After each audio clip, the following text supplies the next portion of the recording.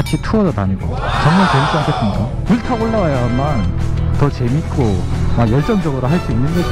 계속 바꾸고 업그레이드하고 계속 그렇게 됩니다. 안녕하세요, 오렌지 나무입니다. 반갑습니다. 혹시 기억나십니까? 제가 구독자 100명이 됐을 때 입문 활성화 프로젝트를 시작했습니다. 처음 입문하시는 분들에 대해서 제가 지원을 약속을 드렸었죠. 근데 안타깝게도 아직까지 지원자가 없으십니다. 제가 봤다면 지원했을 겁니다. 어떻게 면허증을 따서 어떤 바이크를 사고 어떻게 사야 되며, 그리고 라이딩을 어떻게 하고 같이 투어도 다니고 정말 재밌지 않겠습니까? 제가 그런 지원들을 아낌없이 해드리려고 했는데 안타깝게 아직 지원자가 100명, 구독자가 아직 많지 않아서 그런 것 같습니다. 오늘은 그 프로젝트에 조금 보태서 얘기를 한번 해보려고 합니다. 지금 입문을 하시려고 생각하시는 분들이 계시다면 여러가지 상황들 어떻게 해야 될지 막막하신 분들이 많이 계실 겁니다. 먼저 내가 진짜 바이크를 얼마나 타고 싶은가 자기 성찰을 한번 해보셔야 됩니다. 그냥 호기심으로 시작하시게 되면 비용과 시간에서 많은 손실을 가져오시게 됩니다. 그만큼 시작과 더불어 다른 사유들 때문에 쉽게 접으시는 분들이 생각보다 많더라고요. 많은 사람들의 반대도 이겨내면서 해야만 되겠다는 간절한 욕망이 제일 앞서야 될 겁니다. 그 다음에 내가 어떤 바이크를 좋아하는지 그 바이크에 대한 정보도 알아가셔야 됩니다. 그 말은 관심을 가져야 된다는 거죠. 내가 만약에 바이크를 탄다면 이런 바이크를 타겠다 라는 생각을 해야 된다는 거죠. 왜 이걸 먼저 해야 되냐면 그만큼 열정을 끌어올리기 위해서 그렇습니다. 그런 초기의 열정이 불타고 올라와야만 더 재밌고 막 열정적으로 할 수 있는 거죠. 그렇기 때문에 먼저 바이크에 관심을 많이 가져야 됩니다. 그래서 어떤 바이크를 타겠다라는 욕심까지 뚜렷한 목표의식을 설정을 해야 됩니다. 그렇게 되면 이제 돈을 준비해야 됩니다. 돈에는 많은 부분들이 부여가 됩니다. 일단 제일 먼저 학원을 등록을 하게 됩니다. 학원을 등록을 하게 되면 학원비가 지역에 따라 다르지만 40만원 중후반부터 60만원 초중반까지 가는 곳이 있습니다. 125cc 이상의 바이크를 탈 수 있는 2종 소형 면허 기준으로 말씀을 드렸습니다. 그 다음에 바이크 비용이 들어가겠죠. 바이크를 구매하기 위해서 바이크를 알아봐야 됩니다. 중고는 가까운 지인들이 관리하는 것을 본 것이 아니라면 믿을 수 있는 곳이 거의 없습니다. 어떤 건 믿을 수 있다 없다 라고 판단하지 마시고, 못 믿는다는 가정하에 중고 바이크는 알아보시고 구매를 하셔야 됩니다.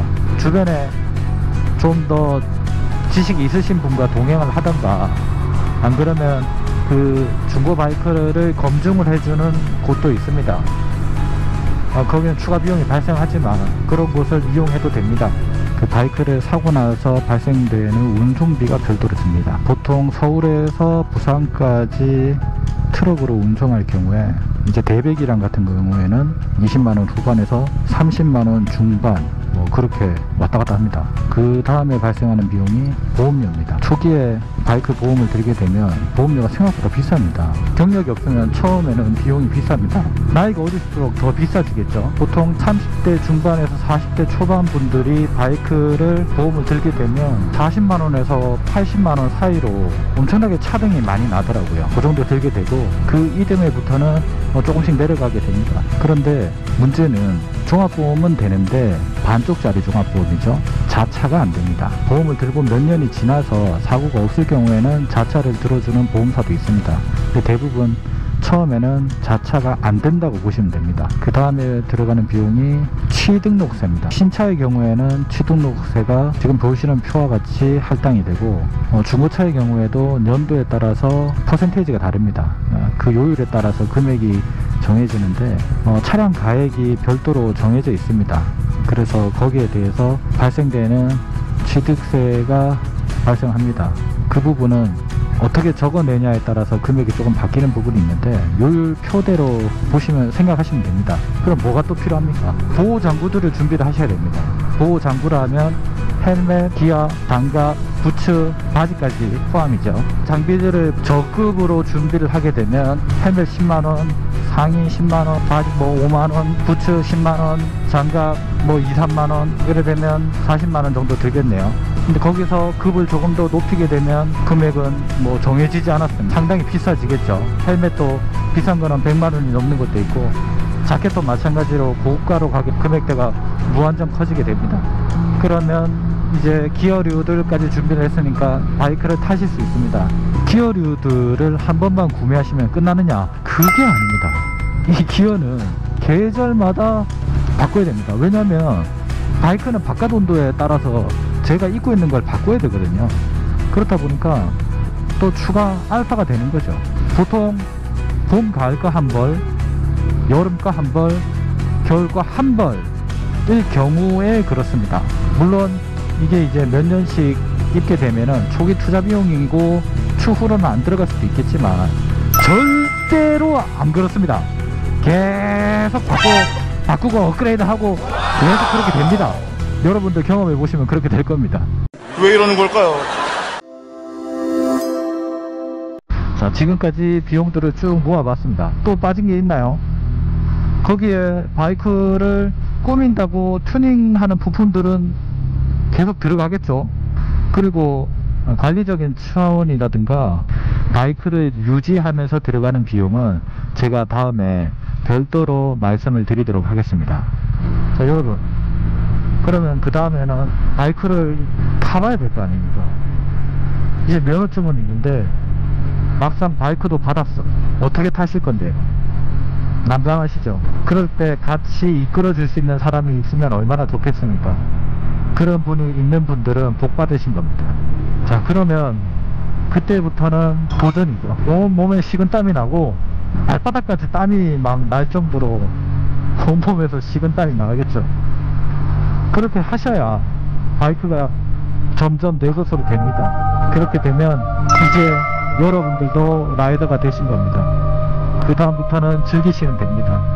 정말 그렇게 맨 땅에 헤딩을 해보면 갑갑한 게 너무 힘들 때가 있죠. 저는 그렇게 맨 땅에 헤딩을 했었거든요. 그래서 주변에 바이크 입문을 하시려고 하는 분들이 있다면 제가 더 적극적으로 나서서 도와드리려고 하는 편입니다. 다시 한번 말씀드리지만 새롭게 도전을 하고 싶으신 분이 있다면 저한테 연락을 주시면 제가 도와드리겠습니다. 지금 바이크 입문하실 분들이 제가 말씀드린 사람들을 고려해 보시고 마음을 좀 더 다잡고 준비하시는데 도움이 됐으면 좋겠습니다. 그 각 절차별로 이루어지는 상세한 내용들은 이 짧은 영상에 담기가 상당히 애매한 부분이 있습니다. 다음에 그런 행위가 이루어질 때마다 또 영상을 한 번씩 남겨보도록 하겠습니다. 특히 중고차 구매를 하러 갔을 때 어떻게 보고 어떤 바이크를 사서 어떻게 시운전을 하는지 제 지인분이 곧 중고차를 또 구매를 할 일이 생기는데 그때 제가 또 자세하게 영상을 한번 남겨보도록 하겠습니다. 지금까지 오렌지 나무였습니다. 모두 행복한 날 되세요. 예, 야, 요.